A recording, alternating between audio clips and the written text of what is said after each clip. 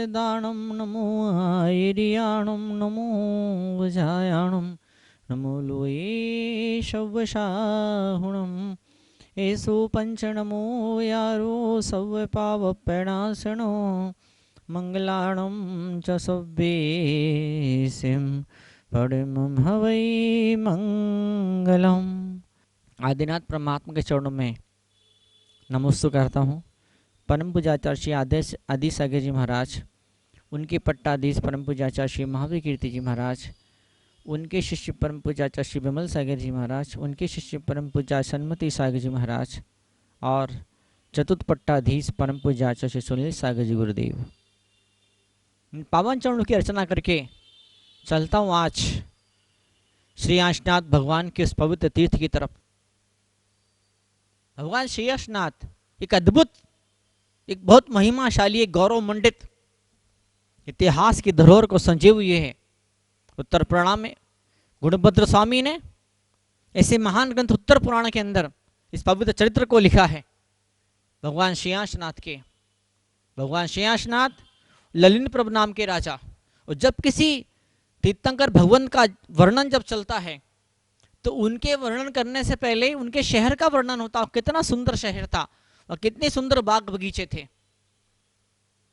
तो ये महिमा होती है जब कोई तीर्थंकर का अवतार होने वाला होता है, जब कोई तीर्थंकर धरती पर माँ के गर्भ में आने वाले होते हैं, तो माँ के गर्भ में आने से पहले कितने महीने पहले, 9 महीने गर्भ के, उससे भी 6 महीने पहले रत्नों की बरसात शुरू हो जाती है। तीर्थंकर जब जन्म लेते हैं, न सिर्फ उनका कल्याण होता है बल्कि पूरी धरती का भी कल्याण हो जाता है। बार बार हजारों बार, लाखों बार, करोड़ों बार, अरबों बार, खरबों बार उन्होंने बार बार ये भावना भाई थी मन में, हजारों बार, लाखों बार, करोड़ों बार चिंतन पैदा हुआ था, सोच विचार पैदा हुई थी, सबका भला कैसा हो, सबका भला कैसे हो, सबका भला कैसा हो, सबका भला किस तरह से हो। और बस वही, उसी भावना की वजह से वे तीर्थंकर जैसे महान पद पर वो आसीन हुए, तीर्थंकर की महान विभूति को प्राप्त हुए। उनकी आत्मा इतनी पवित्र बनी, तपस्या करके, त्याग करके उनकी आत्मा इतनी पवित्र बनी कि उन्हें तीर्थंकर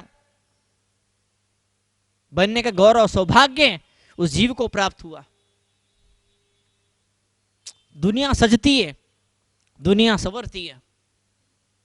कई लोग इन चरणों में आते हैं, ऐसा नहीं कि कोई जन्मों जन्मों का अनुराग है भगवान के चरणों से, गुरुराज ओमराज के चरणों से, नहीं। कई सारा ऐसा भी होता है, जीवन में इतने दुख होते हैं, इतनी बाधाएं होती, इतनी समस्या होती है, दिमाग किस तरह से टेंशन से और दुखों से दिमाग किस तरह से भरा हुआ होता है, दिमाग के अंदर इतनी सारे नकारात्मक विचारों की भीड़ होती है कि जब कोई मुनि के चरणों में जाता है तो सुकून मिलता, शांति मिलती। यहाँ कोई नहीं उपद्रव करने वाला। जो भयंकर तूफान है, जो संकटों की बदलियां गरज रही है, उमड़ घुमड़ के बरस रही है, जो एक के बाद एक विपत्तियां बाधाएं आ रही है, जब राज के चरणों में आता है तो वो सब शांत हो जाता है, उसका मन का कोलाहल पूरा शांत हो जाता है। और यही उपयोगिता होती है भगवान के चरणों में आके, मंदिर में आकर के बैठ जाने की। घड़ी दो घड़ी के लिए, क्षण दो क्षण के लिए उसका मन बिल्कुल प्रसन्न हो जाता है, और वो कहाँ क्या चल रहा है वो चीजें सब दिमाग से निकल जाया करती है। तो ऐसा ही हुआ इस ललिन प्रभ नाम के इस जीव के इतिहास में। एक इतिहास वो भी होता है जो कागजों पर लिखा जाता है, एक इतिहास वो भी होता है जो कागजों पर नहीं लिखा जाता है, जो पुराणों में लिखा जाता और आत्मा जैसी साक्षी और गवाही जैसे इतिहास की हुआ करती है। तीर्थंकर जिनेंद्र का आगमन हुआ, समोचन लगा, माली ने, वनपाल ने आकर के सूचना दी कि तीर्थंकर परमात्मा पधारे हैं। वहां गया, वहां सम्राट गया, बड़े प्यार से उस सहस्राम वन के अंदर अनंत नाम के जिनेंद्र भगवान पधारे, बड़े प्यार से उन चरणों में गया, बड़ी भक्ति से, बड़ी विनय से उनकी खूब स्तुति करी, उनकी खूब पूजा करी। और जब शांत होकर के बैठ गया, भगवान का जब उसने उपदेश सुना तो सिर्फ सुना नहीं, वो बाहर का उपदेश, तीर्थंकर परमात्मा का शब्द इस तरह से दिल के भीतर घुस गए कि एक एक उपदेश का एक एक शब्द उसको झंझोड़ झोड़ कर जगाने लगा। जन्मों जन्मों की जो उसकी मूर्छा थी, जन्मों जन्मों का उसका जो सोया हुआ था, उसकी नींद को उठाने के लिए जिनेंद्र भगवान के वो शब्द किसी अलार्म घड़ी की तरह काम कर रहे थे। वो सोचने लगा कि किसका, कहाँ, किसके द्वारा कितना कल्याण हुआ है। जो औरों के कल्याण करने की भावना होती है, भावना ही प्रारंभिक स्थितियों के अंदर संन्यास और वैराग्य की राह में जब आगे बढ़ते हैं तो ये ज्ञान और वैराग्य जरूरी होता है। और ज्ञान और वैराग्य के इन दो पतवारों के द्वारा ये जीव अपने जीवन की नैया को, अपनी श्रद्धा की नाव को उस किनारे तक ले जाता है ज्ञान और वैराग्य की पतवार के द्वारा। तो शुरुआत में सोचता है कि सबका कल्याण, सबका भला हो, लेकिन एक स्थिति ऐसी आती है, जब परिपक्वता पैदा होती है, जब संन्यास मैच्योर हो जाता है, जब मन का वैराग्य जब मजबूत और हट्टा कट्टा हो। छोटा बच्चा नहीं, छोटा बच्चा कितना कमजोर होता है, संभालना पड़ता है। लेकिन वही बच्चा जब बड़ा हो जाता है, जब 18 साल का होता है, जब 20 साल का होता है, जब 22 साल का होता है, जब 25 साल का होता है, पूरी गृहस्थी का, पूरे बिजनेस का भार अपने कंधों पर ले इतना समर्थ बन जाता है। तो ऐसे ही जब वैराग्य सामर्थ्यशाली बनता, जब वैराग्य मजबूत बनता है, तो सबसे पहला लक्षण वैराग्य का होता है, उसके चिंतन की धारा बदल जाती है। यही पहले सोचता था कि सबका भला कैसा हो, सबके भला किस तरह से हो, सबका भला किस तरह से हो। लेकिन जैसे ही वैराग्य का बीज मन की धरती पर पैदा हुआ और अनंतनाथ जिनेंद्र का, अनंत भगवान जिनेंद्र का इतना मजबूत आशीर्वाद मिला कि वो प्रवचन सुनते सुनते, संभव स्वर्ण में बैठे बैठे उन चरणों के सानिध्य में वैराग्य इतना खट्टा खट्टा, इतना मजबूत हो गया कि मन में चिंतन पैदा हुआ, किसने किसका कल्याण किया है, कहाँ किसने किसका कल्याण किया है, किसने कितनों कल्याण किया है। ये सब बातें झूठी है। कल्याण अगर होता है तो मात्र खुद का कल्याण खुद के द्वारा ही हुआ करता है। बस इन्हीं चीजों ने उसके मन के अंदर वैराग्य पैदा कर दिया। वो अपने सुपुत्र नाम के पुत्र को राज्य दे करके विरक्त हो गया। 11 अंगों का अध्ययन किया, मुनिराज बन गए, 11 अंगों का अध्ययन किया, तीर्थंकर प्रकृति का बंध किया, अच्युत स्वर्ग में 16 स्वर्ग में पैदा हुए समाधि मरण करके 22 सागर की आयु पाई। और जब वहां से वापस आए तो यह धरती पर आए। सिंहपुर नाम का नगर था। इक्ष्वाकु वंश में विष्णु नाम के राजा राज्य करते थे। सुनंदा नाम की उनकी पटरानी थी, महारानी थी, धर्मपत्नी थी। और उसे गर्भ के अंदर श्रेयांशनाथ भगवान पधारे। श्रेयांशनाथ नहीं पधारे, बालक श्रेयांश पधारा। और इसी बालक श्रेयांश को जब वैराग्य पैदा हुआ तो अब एक लिस्ट आप लीजिए।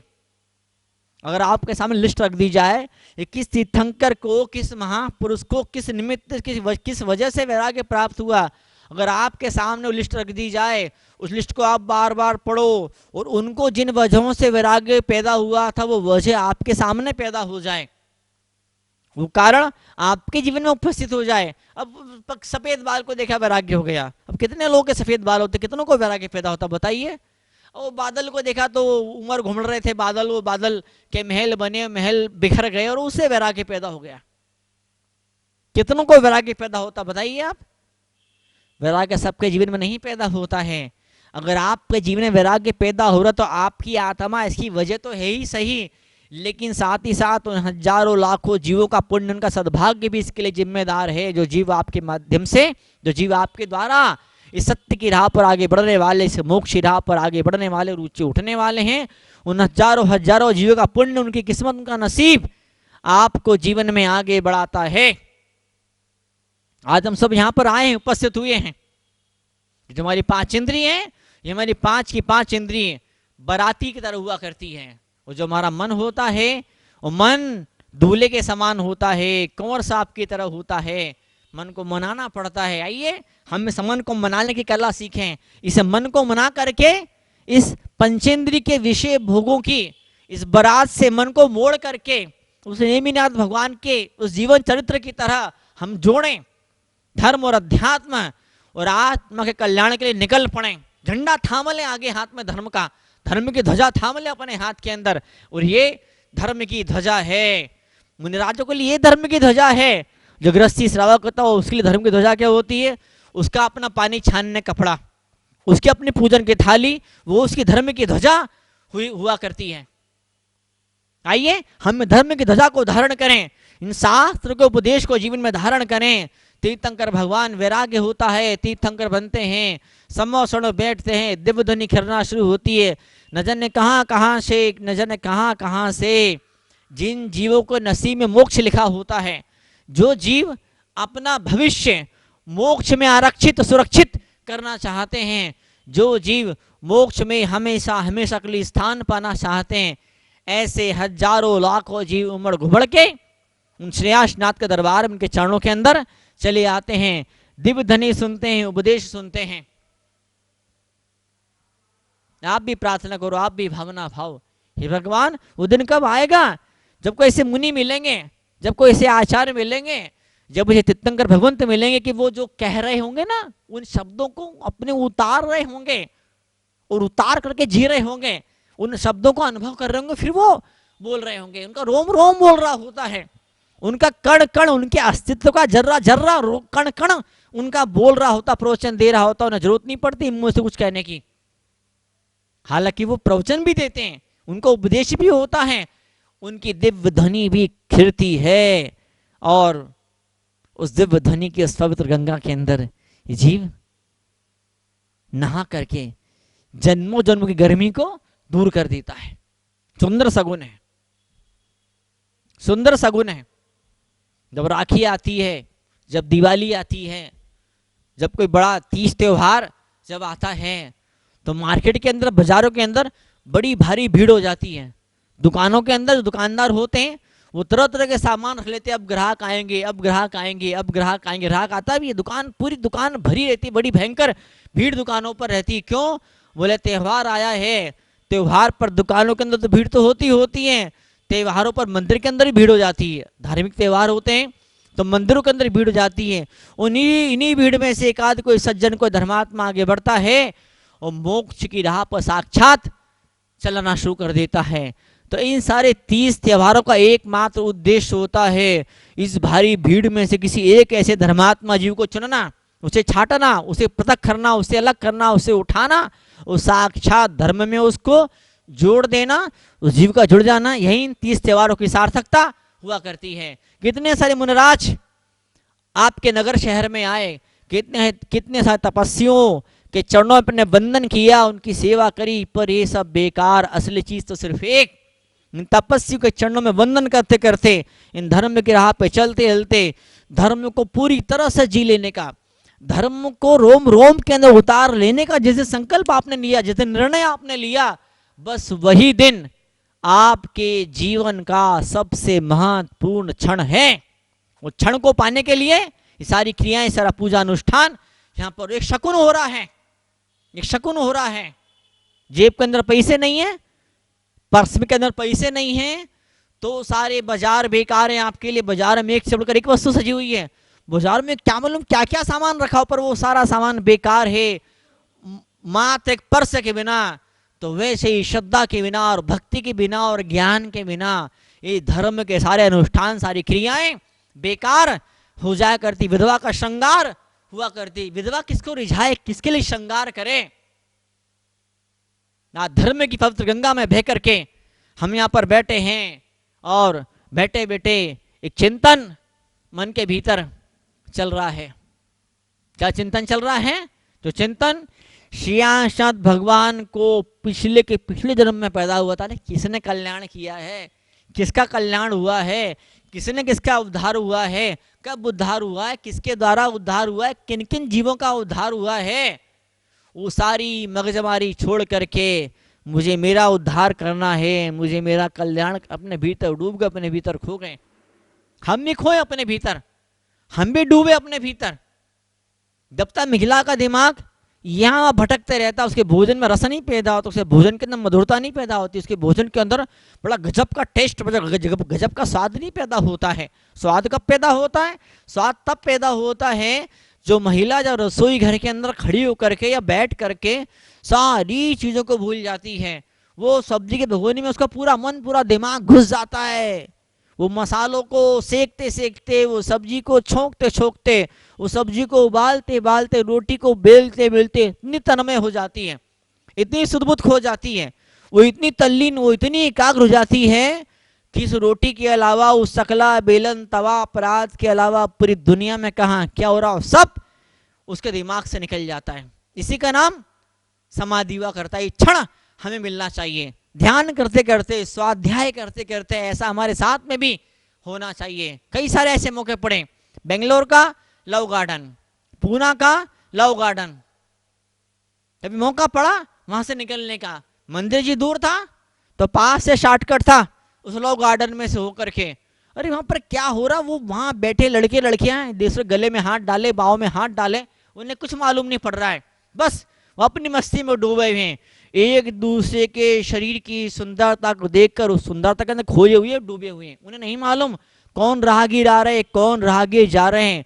इतनी बेसुधी, इतनी बेखबरी, इतनी तल्लीनता, ऐसा दिस मच डीप कंसंट्रेशन। जब आदमी इस तरह से खो जाता है, बाहर की ठंडी गर्मी धूप बरसात, कहीं कोई चीज, बाहर कितने लोग बैठे हैं, वो क्या चर्चा कर रहे हैं, उनकी मुझसे क्या अपेक्षा है, उनकी मुझसे क्या, वो मुझसे क्या चाहते हैं, वो सब दिमाग से निकल जाता है। और कुछ क्षणों के लिए जब सब तरफ से मन ऑटोमेटिक हटकर, जबरदस्ती नहीं, ताकत नहीं, कोई जुल्म नहीं मन पे होता है, जब मन ऑटोमेटिक स्वाभाविक रूप से अपने भीतर डूबने की कला जब अपने मन को हम सिखा देते हैं, मन को ट्रेनिंग दे देते हैं, बाहर की चीजें डिस्ट्रैक्ट नहीं कर पाती है, बाहर का माहौल, बाहर का वातावरण, बाहर के लोग, बाहर का परिवेश हमारे मन की एकाग्रता को भंग नहीं कर पाता है। मन इस तरह से अपने भीतर खो जाता, मन इस तरह से अपने भीतर डूब जाता है, बस मन का इस तरह से खोना ही शकुन बन जाता है। कुत्ता सड़क पर रोए, बिल्ली सड़क पर रोए तो वो बोलते हैं अपशगुन होता है। अपशगुन क्यों होता है?